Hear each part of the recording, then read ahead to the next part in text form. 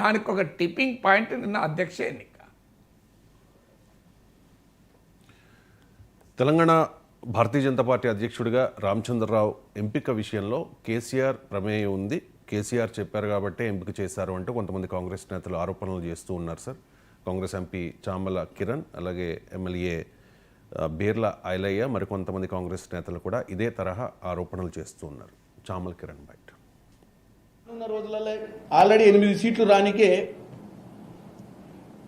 ఈ ఇద్దరు BRS BJP చేసిన మంతనాలేంది, ఈ ఇద్దరి కలయికయింది, వీళ్ళిద్దరి ఫ్యూచర్ ప్లాన్స్ ఏందనేది మనకు తెలుసు. ఇప్పుడున్న కాంగ్రెస్ పార్టీని తెలంగాణలో ఎట్లా ప్రజల మనసులో దాని మీద ప్రచారం చేయాలి, రానున్న రోజుల్లో 2029లో ఎప్పుడు ఎన్నికలు వచ్చినా రాష్ట్రంలో బీఆర్ఎస్ పార్టీ ఇక గెలవదు, ఈ ఫోన్ ట్యాపింగ్ వ్యవహారంతో ఈ రాష్ట్రంలో ఆర్థిక పరిస్థితితో తెలంగాణ ప్రజలకు క్లియర్ కట్గా కాళేశ్వరం కూలిపోవడం, ఈ ఫోన్ ట్యాపింగ్ 2 అంశాల మీద తేట తెల్లం అయిపోయింది. బీఆర్ఎస్ అనే పార్టీ ఇక ఎప్పటికీ కూడా తెలంగాణ ప్రజలు ఓట్లయ్యరు, గెలిపారు అనే ఆలోచన వచ్చింది. ఈరోజు వాళ్ళు మేము సచ్చినాం కానీ మా అవయాలు దానం చేద్దామన్న ఆలోచనతో గత 8 మందిని గెలిపించిర్రు. రానున్న రోజులలోనే అదే రూట్ మ్యాప్గా పోతున్నట్టుగా ఈరోజు ఈ అధ్యక్ష పదవిని చూస్తే కూడా మనకు అర్థమైంది. సార్, బీజేపీ అండ్ బీఆర్ఎస్ ఈ 2 పార్టీలు కూడా కుమ్మక్కయ్యాయి, కేసీఆర్ చెబితేనే రామచంద్రరావు ఎంపిక జరిగింది అనే కాంగ్రెస్ పార్టీ ఒక నరేటివ్ చెప్పదలుచుకుంది. తెలంగాణలో ఏంటంటే 3 స్తంభాల ఆట, కాంగ్రెస్ బీజేపీ ఒక్కటే, కాంగ్రెస్ కాకపోతే రేవంత్ రెడ్డి బీజేపీ ఒక్కటే అని రోజు బీఆర్ఎస్ చెప్తుంది, బీఆర్ఎస్ బీజేపీ ఒక్కటే అని కాంగ్రెస్ చెప్తుంది.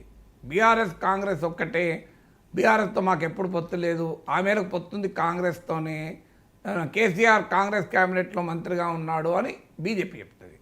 అందువల్ల ఈ 3 పార్టీల్లో ఈ వ్యవహారం మొదటి నుంచి ఉంది. బీఆర్ఎస్ బీజేపీ ఒక్కటే అనేటువంటి పొలిటికల్ నరేటివ్ను ప్రచారం జనంలోకి తీసుకెళ్లడం ద్వారా కాంగ్రెస్ లాభపడ్డది కూడా. అసెంబ్లీ ఎన్నికలకు ముందు బండి సంజయ్ని తొలగించడము, కవితను అరెస్ట్ చేయకపోవడం వల్ల బలమైన పొలిటికల్ నరేటివ్ ప్రజల్లోకి వెళ్ళి బీజేపీ దెబ్బతిని కాంగ్రెస్ బలపడ్డది. ఉప ఎన్నికల్లో నేను చాలాసార్లు విశ్లేషణలు కూడా చెప్పాను. దుబ్బాక, హుజూరాబాద్, జిహెచ్ఎంసీలో బ్రహ్మాండమైన విజయాన్ని సాధించింది బీజేపీ. హుజూర్ నగర్, నాగార్జున సాగర్, జిహెచ్ఎంసీలో ఘోరంగా ఓడిపోయిన కాంగ్రెస్. కానీ అసెంబ్లీ ఎన్నికల సమయానికి ఎందుకు తారుమారైందంటే కేసీఆర్ పట్ల ప్రజల్లో తీవ్రమైన వ్యతిరేకత ఉన్న సమయంలో బీజేపీ రాజీ పడుతోంది, కేసీఆర్తో కలుస్తోంది అన్న భావన ప్రజల్లోకి వెళ్ళడం వల్ల బీజేపీ దెబ్బతిన్నది. కాంగ్రెస్కు లాభమే. అందువల్ల ఇప్పటికీ కూడా కాంగ్రెస్ చెప్పదలుచుకుంది బీజేపీ బీఆర్ఎస్ కలుస్తాయి అని. భవిష్యత్తులో ఎవరితో కలుస్తారో ఎవరూ చెప్పలేము. రాజకీయాల్లో ప్రాంతీయ పార్టీలు ఎక్సెప్ట్ ఆర్జేడీ దేశంలో ఉన్న అన్ని పార్టీలు బీజేపీతో కలిసినాయి, కలవని సందర్భాలు కూడా ఉన్నాయి. పరోక్షంగా వైసీపీ, బీజేడీ, బీఆర్ఎస్ లాంటి వాళ్ళు పరోక్షంగా కలిసిన సమర్థించిన సందర్భాలు కూడా ఉన్నాయి. అందువల్ల రాజకీయాల్లో ఫ్యూచర్లో ఏం జరుగుతుంది 2029లో ఎవరూ చెప్పలేము. కానీ ఇప్పటికైతే బీఆర్ఎస్ బీజేపీ ఒక్కటే అన్న బలమైన నరేటివ్ను కాంగ్రెస్ పంపించదలుచుకుంది. అందులో భాగంగా అధ్యక్ష ఎన్నికను కూడా ఉపయోగించుకుంటుంది. బట్ బీజేపీ అధ్యక్షుడిని కేసీఆర్ నిర్ణయిస్తాడంటే బీజేపీ అంత బలహీనమైన పార్టీయా? ఇదేం కొత్త కాదు మీకు. రాహుల్ గాంధీ రేవంత్ రెడ్డిని పీసీసీ అధ్యక్షుడిగా ఎంపిక చేసిన రోజు కూడా బీఆర్ఎస్ కూడా ఇదే విమర్శ చేసింది, బీజేపీ కూడా ఇదే విమర్శ చేసింది. సో కేసీఆర్ రేవంత్ రెడ్డిని పెట్టించాడని, మోడీ పెట్టించాడు, ఇలాంటి విమర్శలు రాజకీయాలు ఎప్పుడూ ఉంటాయి. కానీ భారతీయ జనతా పార్టీ ఒక అఖిల భారత పార్టీ, దేశంలో అధికారంలో ఉన్న పార్టీ, తనకంటూ వ్యూహాలు ఉంటాయి. ఎవరో చెబితే నాయకుల్ని పెట్టరు. కొన్ని రాజకీయ ప్రత్యేక పరిస్థితుల్లో రాజకీయంగా మిత్రపక్షాలుగా ఉండాలి అనుకున్నప్పుడు పార్టీ అధ్యక్షుడిగా ఉన్న వ్యక్తి అడ్డంకిగా ఇబ్బందిగా ఉన్నప్పుడు అధ్యక్షుడిని ప్రాసెస్లో మారుస్తే మార్చచ్చు. తమిళనాడులో అన్నామలైని మార్చిన సందర్భం చూసాం మనం. ఆంధ్రప్రదేశ్లో చంద్రబాబుకు వ్యతిరేకము అని భావించబడే సోమవీర్రాజు కాకుండా మీకు పురంధేశ్వరి అయిన విధానం కూడా చూసాం మనం. ఇలా కానీ తెలంగాణలో బీజేపీకి ఇప్పటికిప్పుడు బీఆర్ఎస్తో పొత్తు లేదు, ఇంకా ఎన్నికలు సమీపంలో లేవు. పొత్తు పెట్టుకోవాలనుకున్నప్పుడు రామచంద్రరావు అడ్డంకేమి కాదు కదా.